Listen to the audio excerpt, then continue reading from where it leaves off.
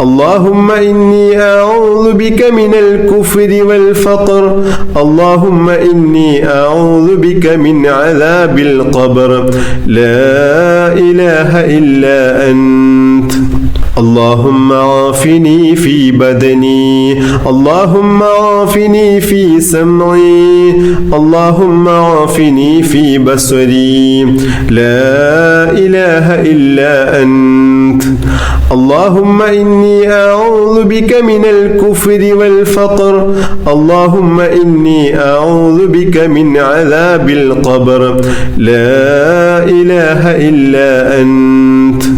ഇനി നമ്മൾ ചൊല്ലാൻ പോകുന്നത് ഒരു കൂട്ടം വളരെ മഹത്വമേറിയ ദിക്റുകളാണ്.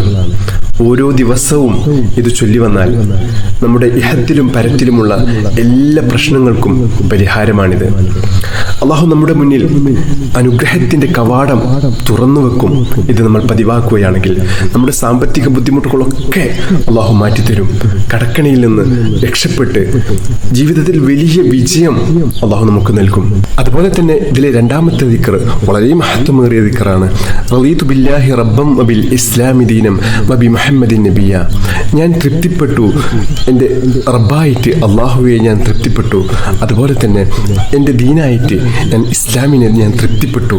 അതുപോലെ തന്നെ എൻ്റെ പ്രവാചകനായിട്ട് മുത്തഹബീബ് സല്ലല്ലാഹു അലൈഹി വസല്ലം തങ്ങളെ ഞാൻ തൃപ്തിപ്പെട്ടു എന്ന് പറയുന്ന അതിമഹത്തായ ദിക്റാണ്. അപ്പോൾ ഇത് ചൊല്ലുന്ന സമയത്ത് നമ്മൾ ആ അർത്ഥം കൂടി മനസ്സിൽ കരുതേണ്ടതാണ്. കാരണം ഇത് മനസ്സറിഞ്ഞിട്ട് ചൊല്ലുന്ന ആളുകളെ അള്ളാഹു രണ്ട് ലോകത്തും പൊരുത്തപ്പെടുമെന്ന് മുത്തഹബീബ് സല്ലല്ലാഹു അലൈഹി വസല്ലം തങ്ങൾ പറഞ്ഞിട്ടുണ്ട്. അതുകൊണ്ട് നമ്മൾ ചൊല്ലുന്ന ഓരോ ദിക്റുകളും അള്ളാഹുവിന് വളരെ ഇഷ്ടമുള്ള ദിക്റുകളാണ് നമ്മൾ ചൊല്ലുന്നത് എന്ന് നമ്മൾ മനസ്സിൽ കരുതിയിട്ട് ചൊല്ലുക. ബിസ്മില്ലാഹില്ലദീ ലാ യദുറു മഅ ഇസ്മിഹി ശൈഉൻ ഫിൽ അർളി വലാ ഫിസ് സമാഅ വഹുവസ് സമീഉൽ അലീം. ബിസ്മില്ലാഹില്ലദീ ലാ യദുറു മഅ ഇസ്മിഹി ശൈഉൻ ഫിൽ അർളി വലാ ഫിസ് സമാഅ വഹുവസ് സമീഉൽ അലീം. ബിസ്മില്ലാഹില്ലദീ ലാ യദുറു മഅ ഇസ്മിഹി ശൈഉൻ ഫിൽ അർളി വലാ ഫിസ് സമാഅ വഹുവസ് സമീഉൽ അലീം. رضيت بالله ربا وبالإسلام دينا وبمحمد صلى الله عليه وسلم نبيا. رضيت بالله ربا وبالإسلام دينا وبمحمد صلى الله عليه وسلم نبيا. رضيت بالله ربا وبالإسلام دينا وبمحمد صلى الله عليه وسلم نبيا. سبحان الله وبحمده عدد خلقه ورضا نفسه وزنة عرشه ومداد كلماته. سبحان الله وبحمده عدد خلقه ورضا نفسه وزنة عرشه ومداد كلماته. سبحان الله وبحمده عدد خلقه ورضا نفسه وزنة عرشه ومداد كلماتي. اللهم إني أصبحت أشهدك وأشهد حملة عرشك وملائكتك وجميع خلقك أنك أنت الله لا إله إلا أنت وحدك لا شريك لك وأن محمدا عبدك ورسولك.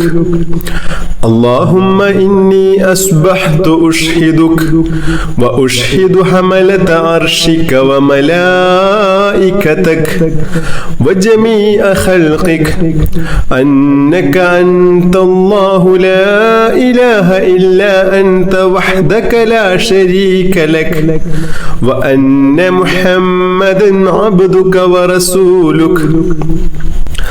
اللهم إني أصبحت أشهدك وأشهد حملة عرشك وملائكتك وجميع خلقك أنك أنت الله لا إله إلا أنت وحدك لا شريك لك وأن محمدا عبدك ورسولك.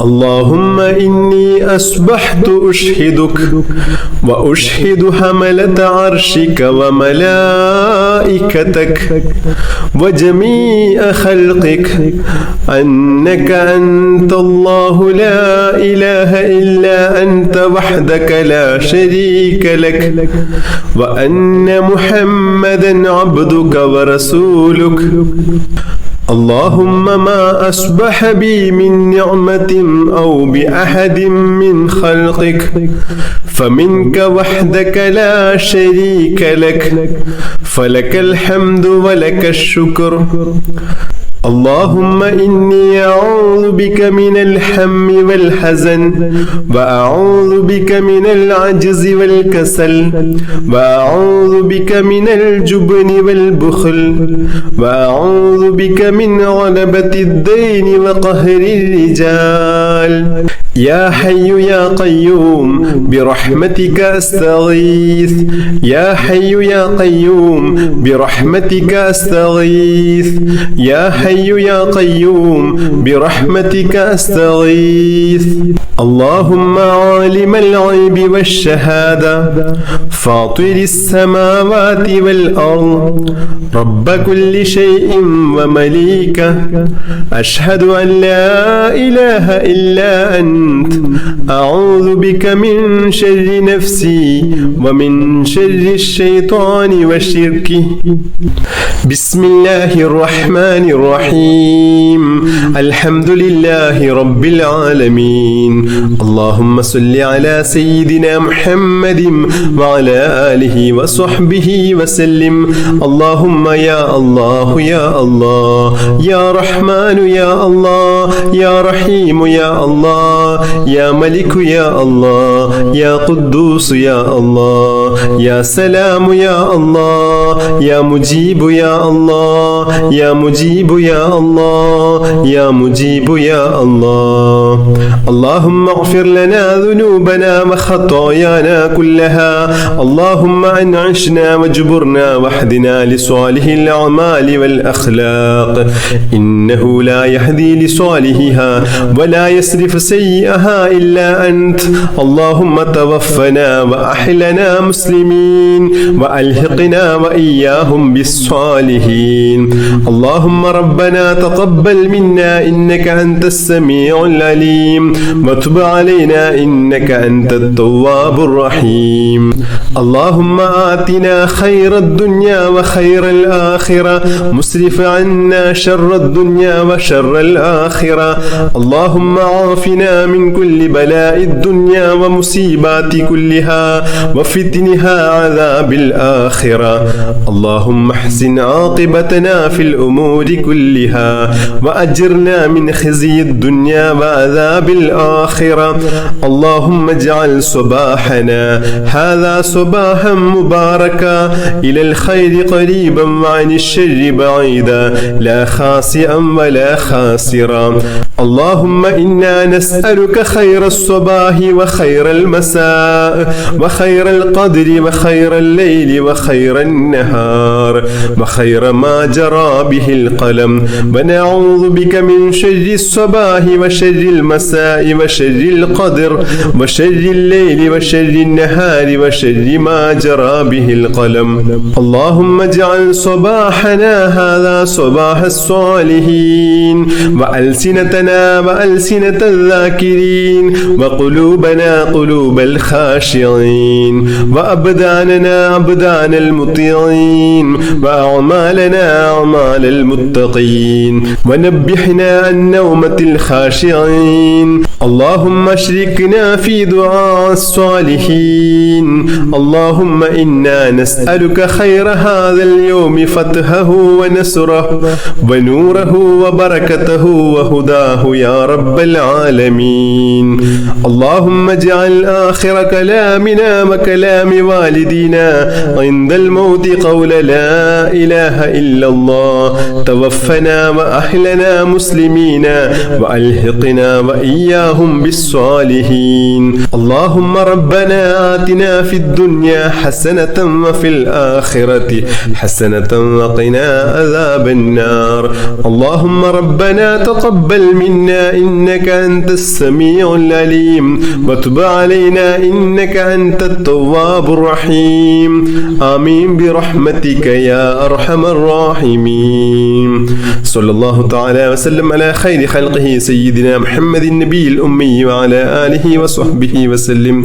سبحان ربك رب العزة عما يصفون وسلام على المرسلين والحمد لله رب العالمين.